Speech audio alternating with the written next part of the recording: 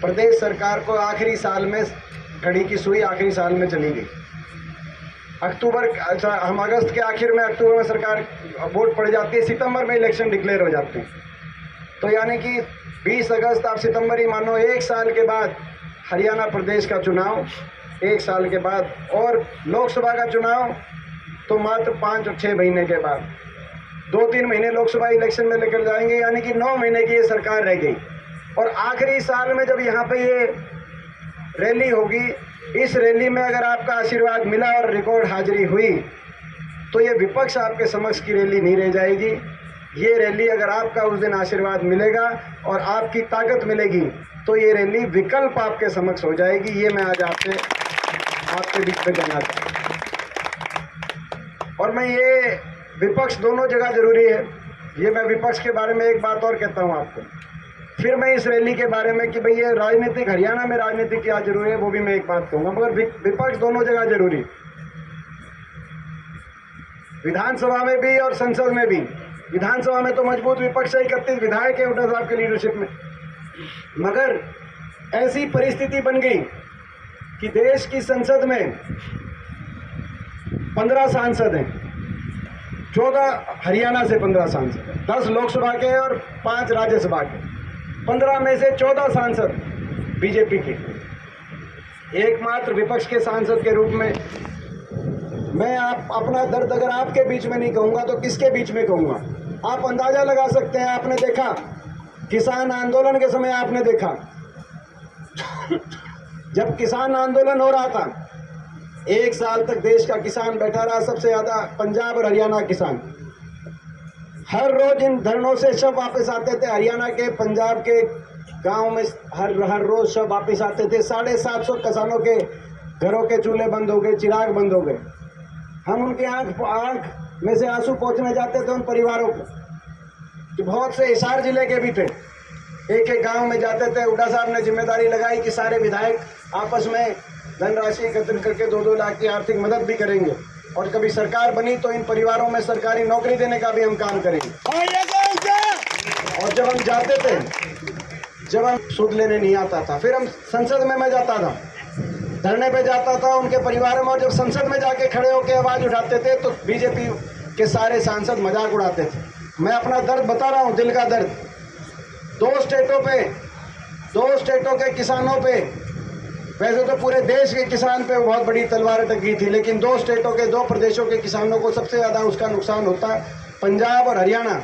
जब पंजाब के किसान पे चोट आई, आप अंदाजा लगाओ, पंजाब के सारे सांसद किसान के हक में खड़े हो गए संसद में। किसी भी पार्टी, मैं पार्टी लाइन से भी ऊपर उठ के बात कह रहा हूँ, चाहे कांग्रेस के सांसद थे, चाहे आम आदमी के हों, चाहे अकाली दल के सांसद हों, सारे खड़े हो गए कि अगर पंजाब के किसान को बर्बाद किया जाएगा तो हम ऐसा नहीं होने देंगे। मगर जब हरियाणा के किसान पे वही चोट आई, आंदोलन में तो पंजाब के साथ कंधे से कंधा मिला के पूरा हरियाणा खड़ा हो गया, लेकिन संसद के अंदर जब मैं खड़ा होता था तो हरियाणा के सारे सांसद आपके खिलाफ खड़े हो जाते थे। 14 के 14 बीजेपी के सांसद मेरा मजाक उड़ाते थे। मैं आपसे एक बात और कहना चाहता हूँ, क्योंकि ये 9वीं यहाँ विपक्ष आपके समक्ष कार्यक्रम, हिसार लोकसभा क्षेत्र का ये कार्यक्रम है। मैं आपसे कहना चाहता हूँ कि कम से कम आने वाले समय में हरियाणा का तो फैसला आप करोगे ही ठीक, लेकिन पहला चुनाव लोकसभा का होगा। कम से कम यहाँ से हिसार से एक ऐसा फैसला करना कि अगर किसान पे, मजदूर पे अगर कोई सरकार चोट मारे तो कम से कम उसकी गवाही देने के लिए संसद में, विधानसभा में यहाँ के जनप्रतिनिधि संसद के अंदर खड़े हो जाएं। भाई दीपेंद्र को अकेला मत छोड़ना, ये मैं कहना चाहता हूँ। अकेला महसूस नहीं करना। मैं अपने दिल का दर्द बता रहा हूँ। मैं जाता था, सबसे ज़्यादा किसान आंदोलन में हिसार सबसे आगे था, लेकिन दर्द कितना मेरे को दिल में मेरे महसूस होता होगा जब खड़े होते थे और मजाक उड़ाया जाता था उसी संसद में, जहां 19-20 साल से मेरे को आपके आशीर्वाद से सांसद के रूप में देश की सेवा करने का अवसर मिला है। वहाँ पे वो 1 साल मैं कभी भूल नहीं सकता, ऐसा 1 साल वो बिताया गया। खैर, अब विपक्ष आपके समक्ष प्रोग्राम के बारे में मैं कहना चाहता हूँ। विपक्ष आपके समक्ष प्रोग्राम ऐसे समय में जब 1 साल आखिरी रह गया, चुनाव का डंका बज गया है, यहाँ विपक्ष आपके समक्ष में हिसार कितना रिकॉर्ड तोड़ होगा ये इस बात का फैसला करेगा कि हरियाणा की राजनीति अगले आने दिनों में किस करवट मोड़ लेगी। इससे पहले भिवानी में हमने किया, आप में से बहुत भिवानी भी गए हुए थे। कौन कौन भिवानी गया था, एक बार हाथ खड़ा करके बताओ भाई। बहुत से आप में भिवानी भी गए थे। तो भिवानी के अंदर रिकॉर्ड बना था कि नहीं बना था? भिवानी के अंदर रिकॉर्ड 1 लाख से ज्यादा आदमी वहां पे। मगर भिवानी का रिकॉर्ड हिसार में टूटना जरूरी है। रोहतक का भी तोड़ांगे, रोहतक का भी। और मैं देखो, ये बात ठीक है, 2 रह गए, रोहतक और हिसार। मगर मैं मानता हूं कि भाई इसमें भी जो है मेरे लिए तो बराबर है मेरे लिए, मगर भारी अगर रहेगा तो हिसार भारी रहेगा, मुझे पूरा विश्वास है, और रहना भी चाहिए। उसका कारण ये है कि हिसार के लोगों के साथ बड़ा विश्वासघात हुआ है। ये वो लोकसभा क्षेत्र है, ये भी एक राजनीति की बात को आप गहराई से समझना। खट्टर सरकार से लोग खुश नहीं थे। बीजेपी की सरकार से पहली बार 14 से लेकर 19 तक जो बीजेपी की पिछले 5 साल भी सरकार रही थी, उससे भी खुश नहीं थे, क्योंकि खट्टर साहब ने एक नारा दिया, कहा कि अब की बार भाजपा 75 पार, अब की बार बीजेपी 75 पार। दिया था कि नहीं दिया था नारा? और जेजेपी पार्टी ने दूसरा नारा दे दिया, उन्होंने कहा कि अब की बार बीजेपी को करो जमुना पार। दिया था कि नहीं दिया था जमुना पार? एक कहता था 75 पार, दूसरा कहता था इन्हें करो जमुना पार। इलेक्शन का नतीजा आते ही दोनों बन गए जमा पक्के यार, और प्रदेश में बना दी ऐसी भ्रष्ट सरकार। जनता कर रही है हाहाकार। विश्वासघात। हिसार में 9 सीट आती है, 9 सीट। लोग नहीं चाहते थे बीजेपी की इस खट्टर सरकार को 5 साल का लाइसेंस देना, दोबारा भुगतना नहीं पड़ता, ना किसान आंदोलन देखना पड़ता, ना महिला आंदोलन देखना पड़ता, ना हमारी पहलवान बेटियों का आंदोलन देखना पड़ता, ना देश में सबसे ज्यादा बेरोजगारी देखनी पड़ती, ना ऐसी महंगाई देखनी पड़ती, ना इतना भ्रष्टाचार देखना पड़ता।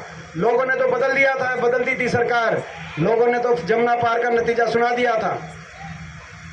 हिसार लोकसभा में 9 सीटें आती हैं, 9 सीटों में बीजेपी की केवल 4 सीट आई, 5 सीट विपक्ष को दी, 4 जेजेपी को दी और 1 कांग्रेस को दी। मैं पूछना चाहता हूं, उचाना की सीट, नारनौंद की सीट, उकलाना की सीट, बरवाड़ा की सीट जेजेपी की आई थी कि नहीं आई थी? बीजेपी की वहां पे लोगों ने, और आदमपुर की सीट कांग्रेस पार्टी की आई कुलदीप बिश्नोई। लेकिन आज जनता ने तो 5 एमएलए 5 सीटों पे बीजेपी हरा दी थी, लेकिन आज 9 के 9 विधायक लाइन लगा के खट्टर सरकार के दरबार में खड़े हैं कि नहीं खड़े हैं? मैं पूछना चाहता हूं आपसे। इससे बड़ी राजनीतिक अनैतिकता, इससे बड़ा राजनीतिक विश्वासघात फिर तो कहीं वोट डालो अगर फैसला एक ही होना है। अगर ऐसे ही नेता, अब मैं कहना चाहता हूं, मगर इनको आज चेतावनी देके कहना चाहता हूं, भाई नेता और पार्टी तो बिकाऊ हो सकती हैं, लेकिन जनता बिकाऊ नहीं है, जनता टिकाऊ है। इनको आज 20 तारीख को दिखाने का काम करेंगे। जनता वहीं खड़ी है, जनता ने इनके खिलाफ फैसला दिया, लेकिन इन्होंने विश्वासघात किया। मुझे याद है आज भी जब 19 का चुनाव का नतीजा आया था,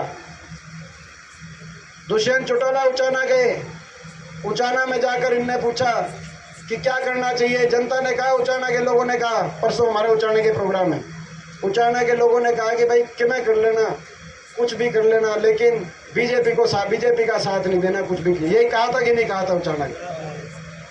इन्होंने कहा, जींद आके प्रेस कॉन्फ्रेंस कही, कहा जो 5100 पेंशन देगा हम उसको समर्थन देंगे। हुड्डा साहब ने, हमने 31 विधायक बिठाकर दिल्ली में प्रेस कॉन्फ्रेंस करी कि लोगों ने समर्थन, लोगों ने बीजेपी के खिलाफ वोट दिए, आप हमारे साथ आओ। हमारे घोषणा पत्र में है कि 1 तारीख से, यानी कि आज से 4 साल पहले 5100 पेंशन पूरी होगी होती, ताकि आप हमारे साथ आओ, 5100 पेंशन भी